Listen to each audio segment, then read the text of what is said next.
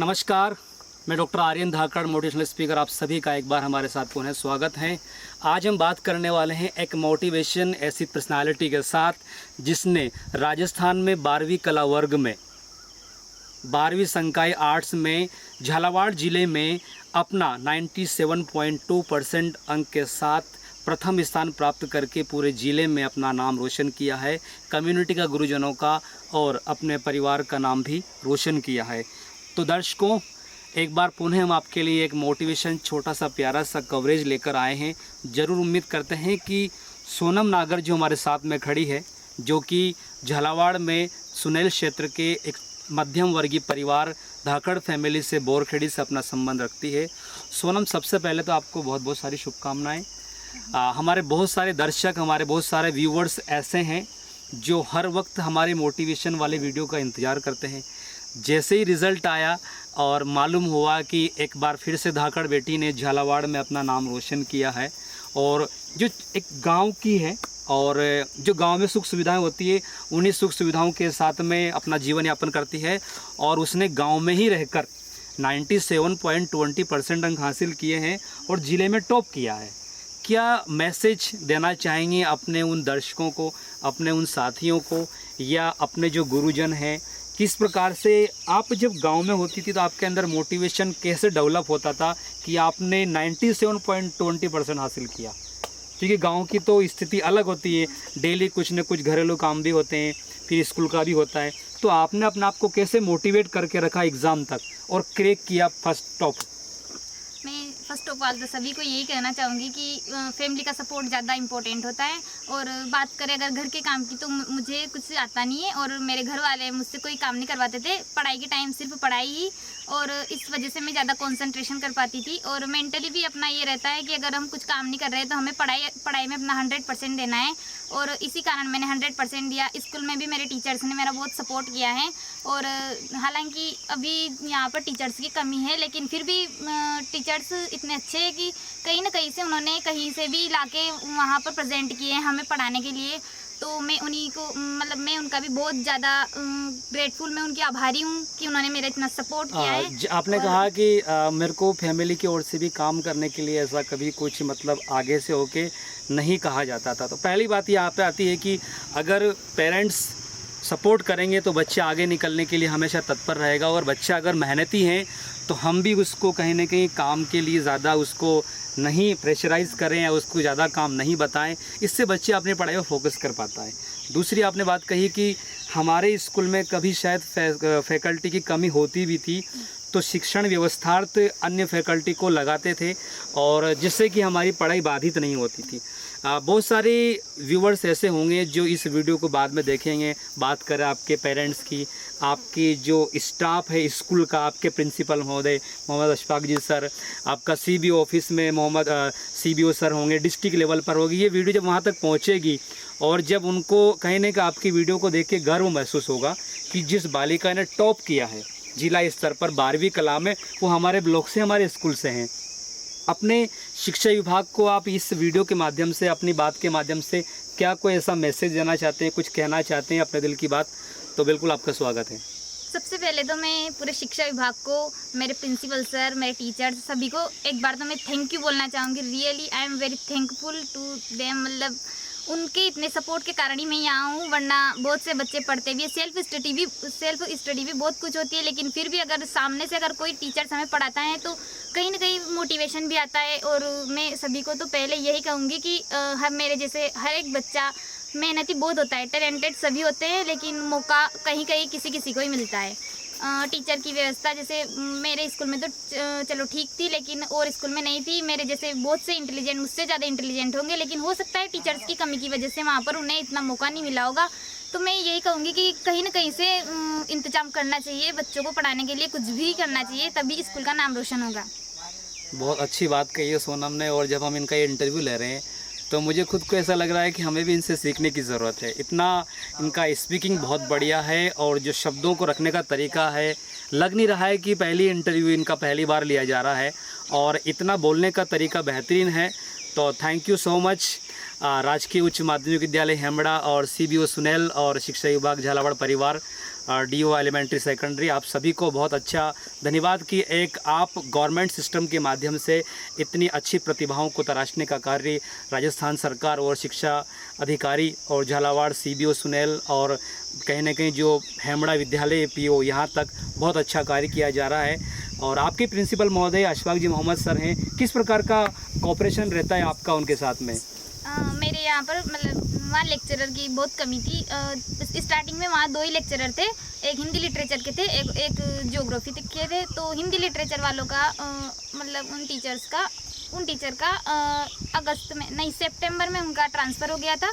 तो केवल 1 लेक्चरर थे और 4 सब्जेक्ट और खाली थे। तो वहाँ भी मेरे मतलब प्रिंसिपल सर ने वहाँ भी कोऑपरेट किया मुझे, वहाँ भी अन्य टीचर्स को लगाया, कहीं से भी ढूंढ के लगाया। जैसा उन्होंने मुझसे भी पूछा था एक बार कि अगर तुम्हारी नज़र में कोई ऐसा टीचर तुम्हें पढ़ा सकता हो अच्छा तो बताओ। तो हमने भी कुछ राय दी थी, हमें पता था तो, लेकिन उन्होंने बहुत अच्छा किया है। और मैं थैंक यू करना चाहूँगी उनको भी कि आगे भी जो भी बच्चे आए उनके लिए भी ऐसा ही कोऑपरेट करें तो वो भी एक दिन बहुत अच्छा और नाम रोशन करेंगे और मेरे से भी ज़्यादा परसेंटेज प्राप्त करेंगे। चलिए सोनम, बात करके आपसे अच्छा लगा और बहुत सारे यूथ भी आपसे मोटिवेट होंगे जब आपका ये वीडियो देखेंगे और जब ये शेयर किया जाएगा और स्टेटस लगाया जाएगा।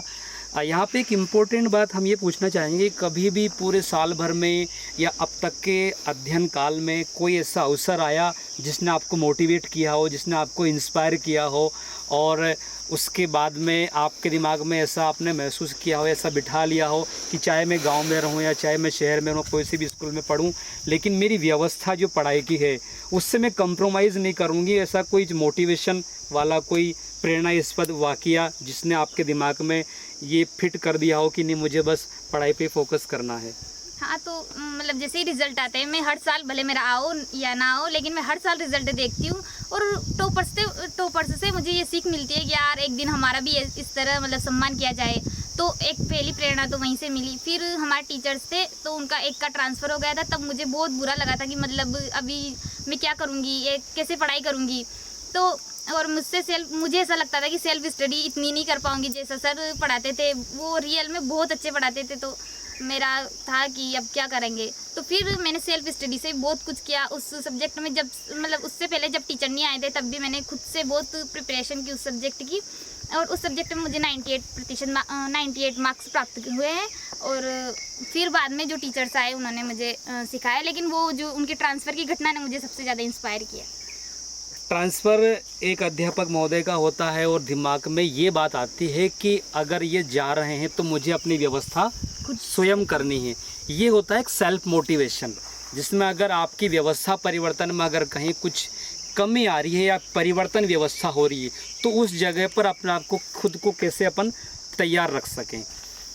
जैसे ही सोनम नागर का रिज़ल्ट आया, बहुत सारे लोगों के फ़ोन कॉल्स, अपने मित्रों का, अपने रिश्तेदारों का, गांव में चर्चा या अपने मामा जी के यहाँ का मैसेज, शिवजी भाई साहब का मैसेज, बुआ जी के यहाँ से कोई संदेश, क्या कुछ रहा कुछ 2, 5, 7, 8, 10 दिनों में कैसा क्या आपने अब तक देखा, उसका कुछ जिक्र करें।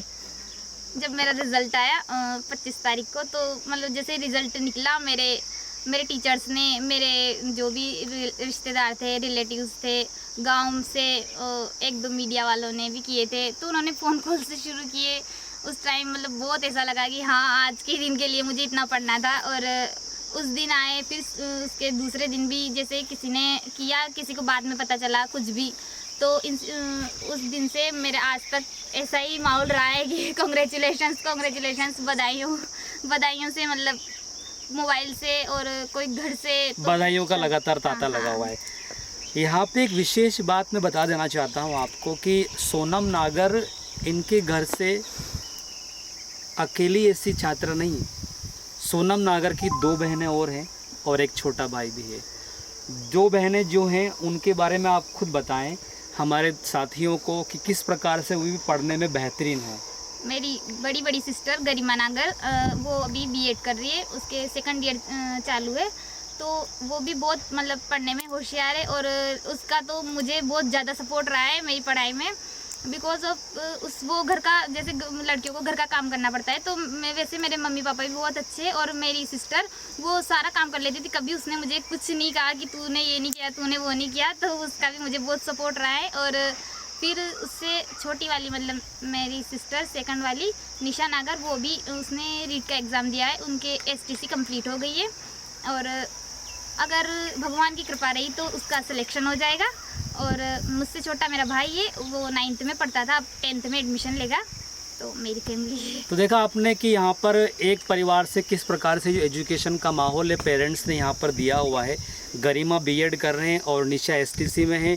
ये दोनों छात्राएं भी बहुत अच्छी इंटेलिजेंट है। और उसके बाद सोनम ने जो तो परचम फहराया है वो तो आप सभी देख ही रहे हैं। तो दर्शकों, आपको हमारा ये जो प्रयास है कैसा लगा, अपनी राय ज़रूर दें, जिससे कि नेक्स्ट टाइम हम आपके लिए एक बेहतरीन मोटिवेशनल वीडियोस अपकमिंग लेकर आ सकें। आपका साथ और प्रयास चाहिए। ये वीडियो, अगर ये स्टोरी हमारी जो सोनम के साथ आज हमने की है अच्छी लगी तो आप इसको अधिक से अधिक शेयर कीजिएगा, लाइक के साथ कमेंट कीजिएगा और अपना फीडबैक दीजिएगा। तो चलते हैं अगले नेक्स्ट वीडियो के साथ, जिसका आपको बेसब्री से इंतज़ार रहेगा। अगले वीडियो में मालूम पड़ेगा कि वो next story, next video, next हमारा प्रयास किस प्रकार का होगा और किसके साथ होगा। चलते चलते हमारे दर्शकों को अगर आप कुछ कहना चाहते हैं तो स्वागत है। किस प्रकार से जो भी यूथ आपको देखे या किस प्रकार से पढ़ाई करे, आपने जो, अच्छा हम एक बात तो करना भूल ही गए जिसका विशेष जिक्र होना चाहिए। लगभग मोटा मोटा कितने घंटे, कितना समय आप स्टडी को देते थे? ये हमारे जो यूथ है, नई जो पीढ़ी है, 10वीं 12वीं एग्ज़ाम जो देंगे उनके लिए बहुत आवश्यक है।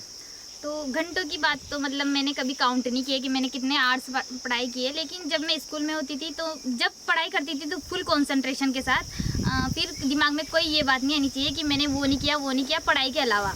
और फिर जब मैं घर पे आती थी, जितने भी घंटे बचते थे मैं खाना पीना करती थी और लगभग पढ़ती थी। और उसमें मैं ये कहूँगी कि हार्ड वर्क तो सभी करते हैं, लेकिन स्मार्ट वर्क भी ज़रूरी है। और अपने, मुझे ऐसा लगता है कि हर दिन अलग अलग होता है, इसलिए हर दिन का अलग अलग शेड्यूल बनाना चाहिए। और जो भी बच्चे अभी देख रहे हैं इस वीडियो को, मैं यही कहना चाहूँगी कि आपको भी मतलब जैसे रात को सोने से पहले आप फिक्स करके सोइए कि इस टाइम से इस टाइम तक मुझे ये पढ़ना है, ये करना है, कुछ भी जो भी करना है, क्योंकि सब दिन अलग अलग होते हैं। कुछ दिन कोई काम आ जाता है तो उस टाइम आप थोड़ा सा अवॉइड करने की कोशिश करते हैं, लेकिन फिर भी हमें अपनी पढ़ाई को कंटिन्यू करना चाहिए। तो मैं ज़्यादातर तो अपनी पढ़ाई में टाइम शेड्यूल का ध्यान रखती थी, और मैं अपने टाइम टेबल्स बनाती थी, छोटे छोटे गोल्स बनाती थी रोज़ाना, और उसी वजह से मुझे ये मार्क्स। बहुत अच्छी बात कही है सोनम ने कि छोटे छोटे गोल्स से हम अपना जो लक्ष्य होता है उसको आसानी से क्रैक कर सकते हैं। बहुत नोटिस करने लायक यहाँ पर बात है। सोनम, आपने कहा कि टाइम शेड्यूल बनाते थे, लेकिन जैसे क्या है कि आप जहाँ रहते हो वो गांव में रहते हो, कुछ न कुछ दूसरे कुछ कामकाज भी बीच में शायद अवरोध आ जाते हैं या कहीं जाने का होता है कुछ भी, तो आप उनसे कैसे मैनेज करते थे? मैं कहीं जाती नहीं थी, मेरा मतलब मैं घूमने का तो बिल्कुल शौक नहीं रखती थी, और स्पेशली तो मैं पढ़ाई के टाइम तो कहीं नहीं जाती थी।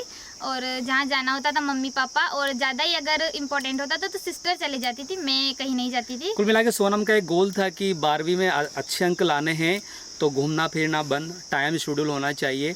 और बड़ी बात यह है कि अगर आप कुछ लक्ष्य की तरफ आगे बढ़ रहे हैं तो उसको घंटे में डिवाइड नहीं करें, टाइम शेड्यूल बनाएं और छोटे छोटे गोल्स के साथ अपने सपनों को, आप अपनी मंजिल को पा सकते हैं।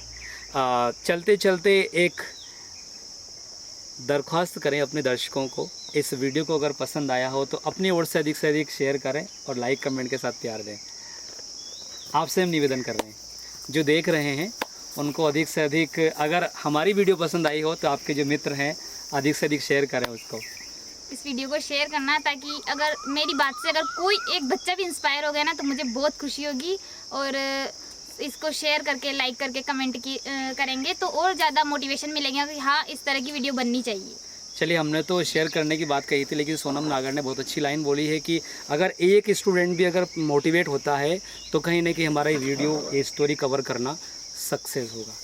तो दर्शकों, एक बार पुनः आप चाहेंगे कि आप इस कवरेज को देखें और जर्नी पूरी देखिएगा एंड तक और फीडबैक दीजिएगा, और सोनम की तरह और बेहतरीन करने के लिए आगे आएँ। और ऐसे यूथ को, ऐसी छात्राओं को एक बार हमारा पुनः बहुत बहुत अभिनंदन, बहुत बहुत स्वागत सोनम नागर हमारे साथ जुड़े रहने के लिए।